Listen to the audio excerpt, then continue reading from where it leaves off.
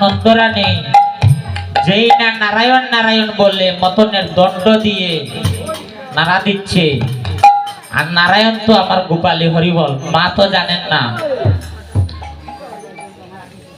ভক্তের দিন ভগবান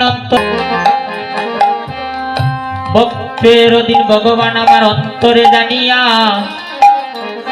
আজ মায়ের অন্তরের কথা বুঝতে পারছে, মায়ের অন্তরের কথা বুঝতে পারছে। আর তাই তো গোপাল নিদ্রা থেকে ঘুম ভেঙে মা নন্দরানীর কাছে ছুটে এসেছে। এদিকে দিদি রোহিণী এসে বলছে, দিদি গো, আজ কি তুমি যমুনায় যাবে না? আজ কি তুমি যমুনায় জল আনতে যাবে না? তাই কি করছে নন্দরানী? বলছে হ্যাঁ আমি যাব। তাই যমুনার দিকে রওনা হচ্ছে। হরি বল। ওরে যমুনার জল আনিতে, ওরে যমুনার জল আনিতে,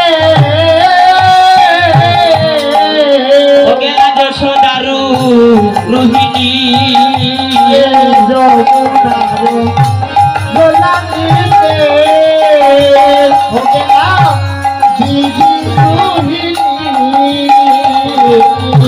আইব সুনগর পাইয়ারে গোপাল আয়াল আজ বুঝিলা মনি।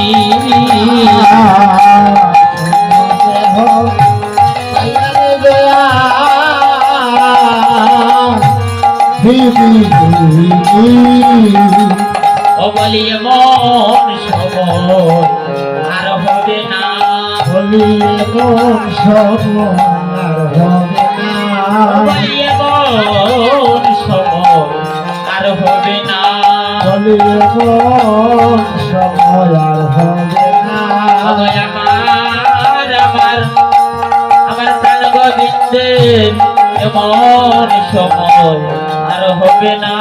ওরে আমার প্রাণ গোবিন্দের মন সময় আর হবে না, এমন আমার প্রাণ গোবিন্দে বলিয়ে মন সময় আর হবে না। আমার বলে মন সময় হবে না। গোপাল যেই না মা যমুনাতে জল আনতে গিয়েছেন, গোপাল ভাবছে আহা মা নন্দরানী, তুমি প্রত্যেক দিন আমাকে লনি দেবে বলে কথা বলো, আর তুমি আমাকে লবণী দাও না। তুমি আমার সাথে মিথ্যা কথা বলো, আমার সাথে চলনা করো।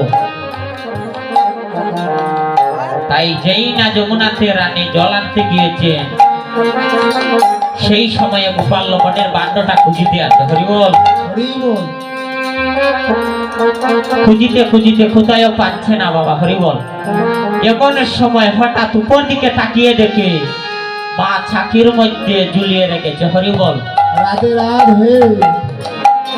দাদা বর্তমান সমাজে ওই ছাকিগুলা দেখা যায় না, আগেকার দিনে দেখা যেত। আমি যখন ছোটবেলা ছিলাম তখন ছোটবেলা দেখেছি আমার মা ছাকির মধ্যে ঝুলিয়ে রাখতেন। এখন দেশটা হয়ে গেছে ডিজিটাল দেশ, এ কিছু আর ব্যবহার করা ভালো লাগে না। তাই দেখতে পাচ্ছি হঠাৎ ঝুলিয়ে আছে। বলছে আহা মা নন্দরানী, তুমি আমার কাছ থেকে লবণের বান্ড লুকিয়ে রাখবে, তুমি পারবে না গো। আজ যে আমি লবণের বান্ডটা পেয়ে গেছি। হরিবল। তাই গোপাল মনে মনে ভাবছে যে লবণের বান্ড তো পাইলাম, কিন্তু ওটার থেকে আমি লবণে খাইবো কিভাবে। হরিবল। ছোট্ট শিশু তো লাগাল পাচ্ছে না, ওই লবণের বান্ডটা লাগাল পাচ্ছে না। তাই এমনই সময় একটা মাথার মধ্যে বুদ্ধি এনেছে। হরিবল। রাধে রাধে রানী গো, তুমি যতই উপরে লবণের বান্ডটা লুকিয়ে রাখো, আমি গোপাল তো লবণের বান্ড লাগাল পাইবই। তাই কি করছি, আহা ওরে পিরি রয়ু পরে পিরি পিরি বাদিলায়া, পিড়ি জল করে পিড়ি বাঁধিলা কোথায় রে পিরি রয়ু পরে পিরি পিরি বাদিলায়া, পিড়ি জল করে পিড়ি বাঁধিলা তথাপি লবণের বান্ড লাগাল না পাইলা। ওরে তো কাপিও তো পিড়ি বাঁধ লাগানো পাইলা লাগানো পাইলা রে লাগানো পাইলা রে ওরে তো কাপিও বিবান্ধ লাগানো পাইলা গোপাল লবণের বান্ডটা পাচ্ছে না, বলছে হারে মা এত করে রেখেছে যে আমি লবণের বান্ডটুকু লাগাল পাচ্ছি না। তাই ভাবছি হা আমি ফিরির উপরে ফিরি বাঁধিলাম, আর তথাপি লবণের বান্ড লাগাল না পাইলাম, হরি বল লাগাল পাচ্ছে না। তাই ভাবছি হা আমার কাছে তো আরেকটা বুদ্ধি আছে,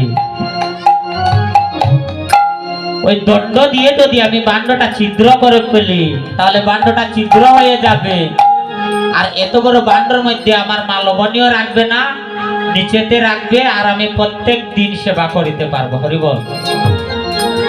তাই বলছি লবণীর বান্ডটা ছিদ্র করে আমি লবণী আহার করবো। আহা ছিদ্রটা করে ফেলেছে। হরিবল।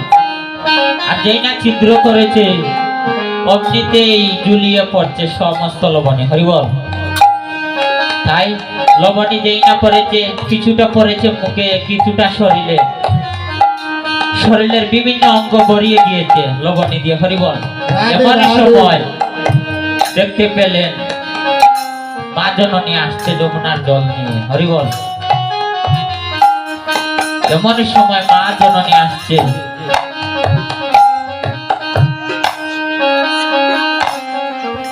মা এসে দেখতে পেলেন যে সমস্ত ঘর এলোমেলো হয়ে আছে। বলছে কি রে, আমার প্রাণের গোপাল কোথায় গেল? গোপালকে তো আজ দেখতে পাচ্ছি না, আর তাছাড়া আমার ঘর এমন ভাবে এলোমেলো হয়ে আছে কেন? মা গো, আপনাদের কোন শিশুকে রেখে যদি আপনারা নদীতে জল আনতে যান, এসে দেখেন যদি শিশুটা ঘরে নাই, অথচ ঘরটা এলোমেলো আছে, আপনাদের মনে কি ভয় থাকবে না যে নিশ্চয় আমার গোপালের কি এমন অমঙ্গল হয়েছে? তাই মা নন্দরানী ভাবছে মনে হয় কংসের দৈত্যরা আমার গোপালকে নিয়ে যাচ্ছে। হরিবল।